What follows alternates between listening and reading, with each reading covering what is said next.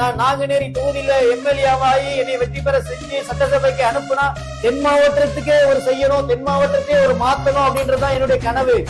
என்னுடைய வாழ்க்கை, என்னுடைய குடும்பம் ஒரு கனவா இருந்தது நினைவா மாறின மாதிரி இந்த ஏரியா தென் மாவட்டம் மிகப்பெரிய ஒரு மாற்றமா மாறும். அரசியலுக்கு வரணும், தன்னுடைய பொண்டாட்டி பிள்ளை அழகு பார்க்கணும், சொத்து சேர்க்கணும் அப்படின்ற நோக்கம் கிடையாது. உங்களுக்காக கட்டாயம் நம்ம தம்பியை வளர்த்து விட்டா நம்ம தம்பி எப்படி இருந்தா நல்லா இருக்கும், இந்த ஏரியா எப்படி இருக்கும் அப்படின்றது உங்களுக்கு தெரியும். துரோகங்கள் எத்தனையோ கண்டிருப்பான் தலைவன், துன்பங்கள் எத்தனையோ கடந்திருப்பான் தலைவன்.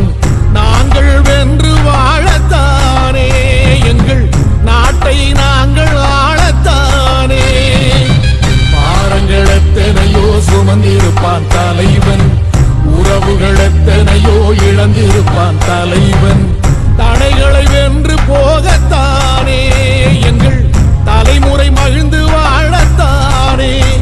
அவன் கடமையை பார்த்தான் அடையமக்குள்ளே பணிவு, அவன் கட்டளை கேட்டான் அடையமக்குள்ளே துணிவு.